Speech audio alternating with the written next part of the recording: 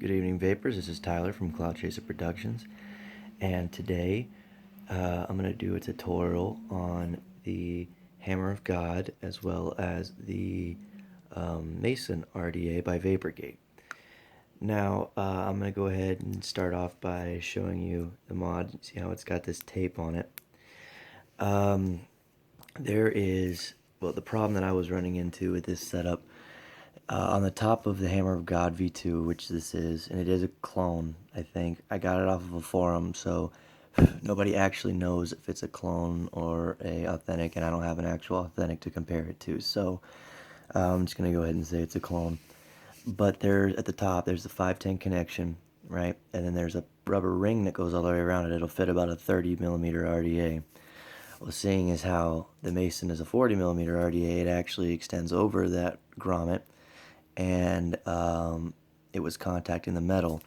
Now, the Hammer of God is wired extremely similar to the Cherry Bomber, where it uses the actual case to, as the ground. So whenever this RDA was on there, it eventually scratched a ring through the paint on my Hammer of God and caused it to short out. And it wasn't enough to like actually cause it to auto fire or anything, but as you can see by that little silver ring along the bottom of my RDA, it was constantly sending a little bit of juice through it. So what it was doing was it was basically cooking the juice that was near the bottom of my RDA and created this nasty looking bubble, and it ate some of the paint off of my RDA. So that was my thing first. But it's a 2S2P. For those of you who don't know what that is, it's a 2 Series 2 parallel. So pretty much, well, for some of you that don't know, parallel means that both the batteries are facing the same direction, so positive up, right? Well, on the Hammer of God V2, it's got 4 batteries total, 2 up, 2 positives up on one side, and 2 negatives up on the opposite side. So it's still in series, but you're getting a little bit better battery life out of it, and you can build a little bit lower. I'm also hitting at about 7.2 volts. Whenever they're fully charged, I'm at about 7.8. So it hits pretty freaking hard. And then I'll show you the inside of the RDA. It has a total of 8 posts all the way around. Now, again, a lot of people don't use series mods, and they can be just as dangerous as a parallel mod, if not more dangerous. There's more power through them. I don't like to build coils below a 0.4 ohm. So right now I've got 12 wraps with 22 gauge Kanthal, and I'm using Kojin-Do cotton. So I'm going to hit this real quick and I'll show you guys a little bit more about it.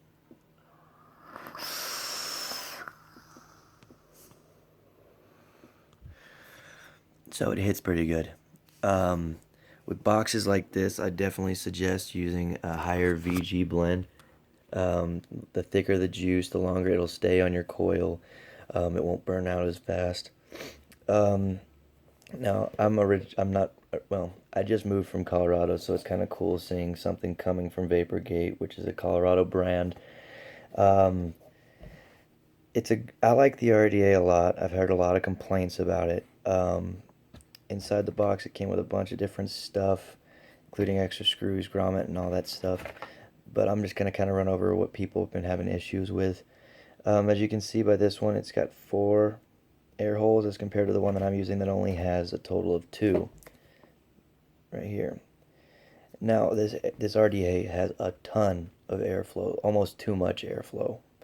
So I had to swap over to less air.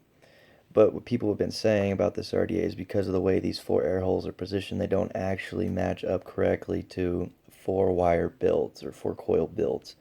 So people have been complaining about that a lot. Where it is, they're already redesigning it to put out the V2 version, so it should be a little bit better. Besides that, it came with a separate matte black plastic mouthpiece, as compared to the one that I'm using, which is gunmetal gray, and it's made of aluminum or steel. And then you've got another one of these wafers in there, threaded wafers. Now this fits on the top of the RDA right up here. A lot of people were thinking that it was like top airflow as well as side airflow, but it's not. These up here are actually just cooling fins. In theory, if you pull the wafer out a little bit, it'll give you more air, but instead of it coming from down near the coils, it'll suck it out from up here, so it's really not going to work. The button on this mod is, again, very much like the Cherry Bomber. If you twist it right, it'll lock. If you twist it left, it'll unlock, so you can't just fire it all the time if you don't want to. I'd also say it's probably about a 2 or 3 pound switch, so it's pretty stiff. But the box itself is heavy. It must weigh about 1.5 pounds. I mean, with the 4 batteries in it, it's pretty sturdy. Built-in voltmeter on it. So a lot of people out there using regulated mods or using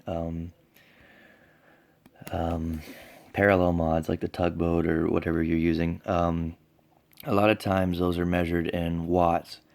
I mean, you can measure tugboats and stuff in volts too, but they're usually hitting at about like 4.5 to 4.8 at the max, as compared to this, which will hit at like 8.5, you know, if you got it built right. Now, volts is pretty much, it's basically, it's kind of hard to explain. So you have watts, right, which is a measure of power, but you've got volts, which is the measure of the force pushing the watts, I guess, in a way. So it's a stronger unit of measure, and so a lot of mods don't hit high in the volts range. They'll stick around 4, which keeps it low. I mean, if you had to calculate that out, that's probably somewhere around 80 to 150 watts. Whereas this is hitting somewhere around 350 to 500 watts, depending on however you're wrapping it, which is why it hits so hard. The pin, this does not have an auto-adjusting pin in the 510, so you have to fiddle with that yourself. Now, because mine's a clone, I had a little issue with it where the actual pin was wobbly whenever I loosened it up to try and get it to contact. So I had to stick an extra grommet that I had from an RDA in there to help kind of stabilize it some. But besides the contacting of the case, I've never had a problem with it. It's a pretty solid mod. I'll get a good full day's worth of vapor out of it. When you're using these, make sure you get some pretty strong batteries. I would suggest like VTC4s if you can. There's some pretty good websites out there that still sell Authentics for cheap, so make sure they're authentic and they're tested out to do exactly what VTC4s do. But you want to have 4 of the exact same battery, and you do not want to put like 3 charged batteries in there with a half dead one, because that'll fuck shit up, so don't do that. But yeah, and you can also, it runs on 4, but you can run it on 2, so it'll be just a standard series box instead of the 2S2P that I was telling you about. If you're looking for a good series box, this is a good one to go with. They're hard to find. They stopped making them a long time ago. And there's 2 versions of it, like I was saying. This is the V2, which only comes in black. And then they have the V1, which isn't actually a series box. It's 4 batteries in parallel, so you've got a lot of battery life, which goes back to about 4.5 volts. It does have the the volt reader on the back and all that, but it's silver. It's not black. Besides all of that, I mean, I'd say I'm pretty happy with the mod. Besides its weight and its size, I mean, it hits pretty hard, and I haven't had a problem with it. What I'm going to do is I'm going to tape off the top or the sides and everything. I'm just going to spray some clear coat on it. That way I don't have to do the tape anymore.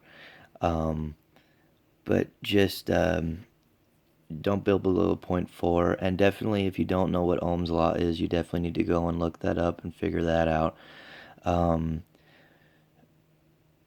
There's really, once you get into the whole series box things, there's a lot more that goes into it than just wrapping a coil. You know, you have to, it's a little bit more complex. So I would definitely look into that some more. But I mean, I probably pay like 150 for everything here, and the RDA was more expensive than the box. So definitely give it a look. If you can find one, I would suggest buying one if you're looking for a powerful series box. And that's pretty much my whole video today. If you guys have any brands of juices that you can swear by, make sure you let me know. I'll try and get out there and try it out. But yeah, guys, this is how you vape.